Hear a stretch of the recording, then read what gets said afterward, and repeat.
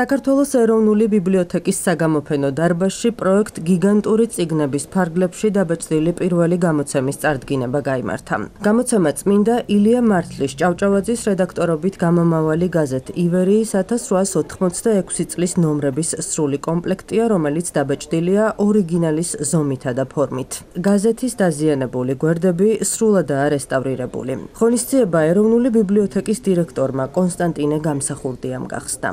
როგორც შეხვედრაზე აღინიშნა, პროექტი გრძელდება და მის ფარგლებში იგეგმება მე-19 საუკუნისა და მე-20 საუკუნის დასაწყისის ქართული პერიოდული გამოცემების გიგანტური ასლების დაბეჭდვა. აღნიშნული მიზნად ისახავს ერთი მხრივ ბიბლიოთეკის საცავებში დაცული უნიკალური დედნების გადარჩენას, მეორე მხრივ კი უნიკალური მასალების ხელმისაწვდომობის გაზრდას. ჩვენ გადავწყვიტეთ, რომ გაზეთი ივერია გაგვეცოცხლებინა სწორედ ამ ფორმით. პირველი ტომია ეს არის დიდი პროექტის პირველი ტაქტი.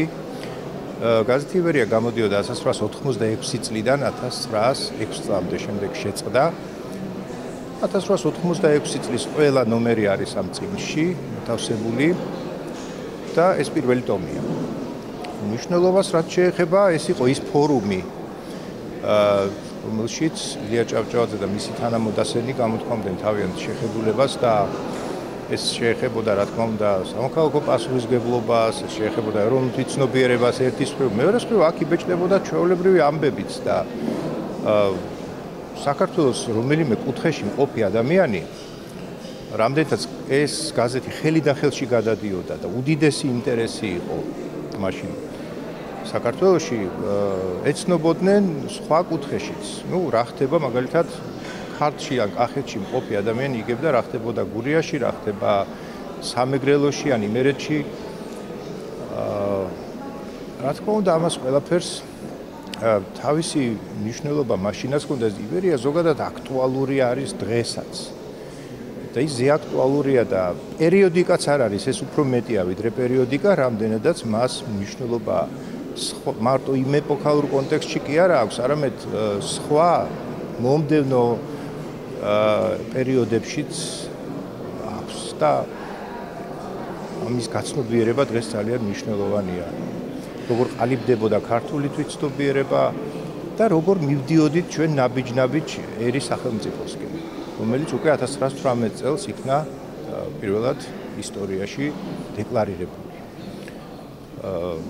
მემახსენდება პოეტის ნათქვამი ილია ჭავჭავაძეს ასე მიმართავს ნურმან ლებანიძე თავის ლექსში, რომ შენ შეგვქმენერად შეიძლება ესაც ეს ითქვას.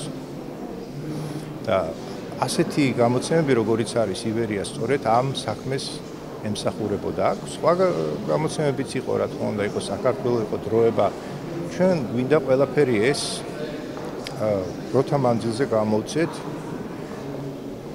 ამას კიდევ იცით რა მნიშვნელობა აქვს, რომ უკვე ძალიან გაცრეცილია ეს ჩვენს წიგნსაცავებში არის დაცული, ეს ჩვენი პერიოდიკის საცავებში და შეხებაც კი უკვე გარკვეულ საფრთხესთან არის დაკავშირებული. აქ გამოსავალი არის ან გაციფრულება, ან აი ასეთი სახით გამოცემა, რათა ის ხელმისაწვდომი იყოს მკითხველისთვის და მასთან შეხება, მე ვიტყოდი, ტოლფასია მასტერკლასისა, არა მხოლოდ ისტორიკოსებისთვის, არა მხოლოდ ჟურნალისტებისთვის, არამედ ყველა დაინტერესებული ადამიანისთვის, ვინც ვისაც აინტერესებს ჩვენი უახლესი ისტორია. იდეა გამიჩნდა პირველად, როცა ვიყავი სტუდენტი, ეს საუბარი 90-იანი წლების დასაწყისზე და ბიბლიოთეკაში ვხედავდი ამ გაზეთებს და სიმართლე გითხრათ, აი მეცოდებოდა და ვეფერებოდი.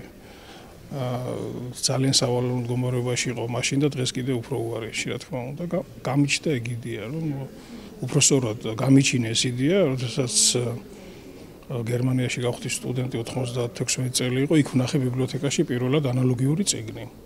გიგანტური გერმანული გაზეთის მთელი წლის კრებული. და იქ დამებადა ეგ იდეა და 2010 წელს ვსადეთ აქ ბიბლიოთეკაში პირველად ამის გაკეთება, სამწუხაროდ სკანერი არ არსებობდა. შეუძლებელი გახდა ჩვენი პრიმიტიული მეთოდებით ამის გაკეთება და დღეს გახდა შესაძლებელი და ჩვენი ბიბლიოთეკის დირექტორის დამსახურება ბატონი კოკო გამსახურდიას დავიწყეთ ივერიით, ფაქტიურად 20 ტომი გამოვა საბოლოო ჯამში. მომავალში, ახლო მომავალში გვაქვს გავაგრძელებთ ამ პროექტს შემდეგი გაზეთებით, როგორიც არის ცნობის ფურცელი, დროება, საქართველოს გაზეთი, პირველი გაზეთი სხვათა შორის ამაზე აქცენტი დღეს სულ მალე დავიწყებთ ამის გაკეთებას და გაზეთი საქართველო. ეს არის ჩვენი გეგმა ახლო მომავალში. მიზანი არის ის, რომ დავიცვათ ორიგინალი გაზეთები განადგურებისგან, მოხდეს მისი გასუფთავება და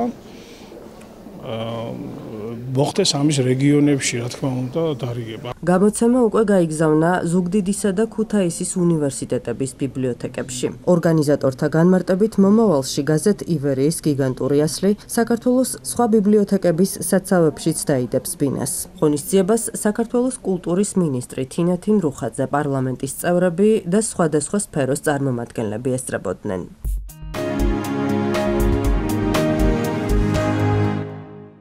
პირველმა სურსათის ბანკმა თბილისში ისანში ფუნქციონირება უკვე დაიწყო. აღნიშნული გულისხმობს იმას, რომ ჭარბი უვნებელი სურსათი არ გადაიყრება, შეგროვდება და შეჭირვებულ მოსახლეობას დაურიგდება. ამ საკითხზე გაეროს სურსათისა და სოფლის მეურნეობის ორგანიზაციის პოლიტიკის უფროსმა მრჩეველმა ჯუბა მარუაშულმა მედია ჰოლდინგ კვირას პრესკლუბში დღეს გამართულ პრესკონფერენციაზე ისაუბრა.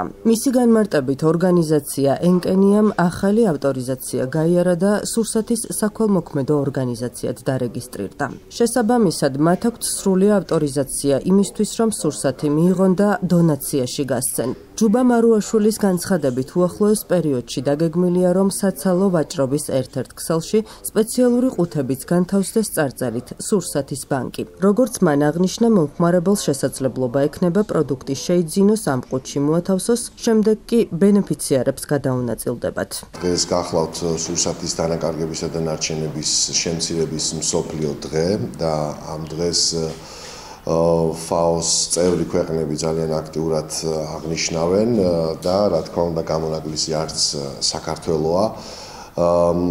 მით უმეტეს იმის გათვალისწინებით, რომ ჩვენ შევძელით გასული წლების ინტენსიური მუშაობის შედეგად შევძელით რომ ქვეყანაში გაჩნდა საკანონმდებლო საფუძველი იმისთვის, რომ ერთის მხრივ უზრუნველყოფილ იქნას ან ხელი შეეწყოს სურსათის დანაკარგებისა და ნარჩენების წარმოქმნის პრევენციას და მოხდეს წარმოქმნის პრევენცია და მეორეს მხრივ ჭარბი სურსათი, უვნებელი სურსათი, რომელიც